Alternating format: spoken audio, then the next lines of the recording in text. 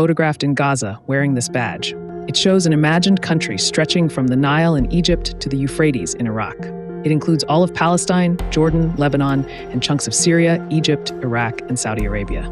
It's called Greater Israel, what Israeli Prime Minister Benjamin Netanyahu calls a historic and spiritual mission.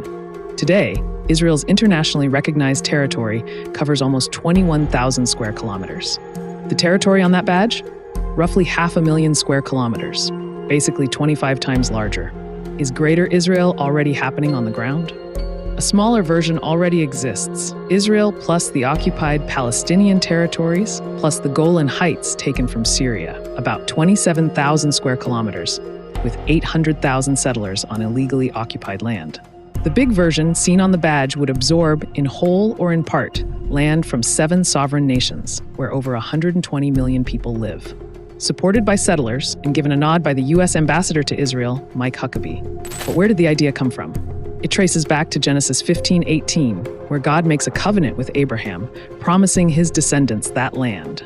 It is quoted by the founder of modern Zionism, Theodor Herzl, in 1898 as the borders of a future Jewish state.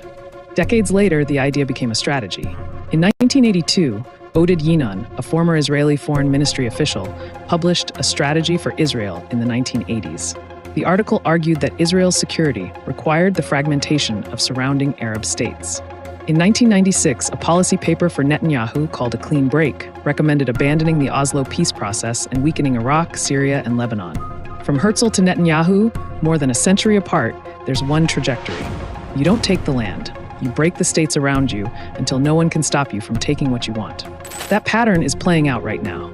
Finance Minister Bezalel Smotrich laid out the strategy in a leaked recording: do the annexation without calling it annexation. His map claims 82% of the occupied West Bank. He vowed to add 1 million Israeli settlers to Palestinian land. About half of Israelis polled support expanding control over Palestinian territories and pursuing annexation. Support for negotiating a Palestinian state has collapsed to just 1 in 10. In Gaza, Lebanon, Syria, Iran, the wars of the past 2 years almost all fall within the borders of the Greater Israel map. Many steps are similar: a military operation, a buffer zone, and then outposts, settlements, and annexation. Israel has never officially defined its borders. In 1948, its first prime minister, David Ben-Gurion, refused, saying Israel would expand beyond partition once it built its strength.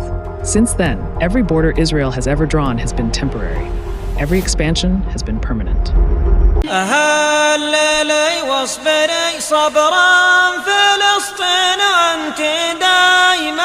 خاطري يا نفسي لا تحزني هللي واصبري يا رافع راية التوحيد يا مسلمي يا نفسي لا تحزني هللي واصبري صبرا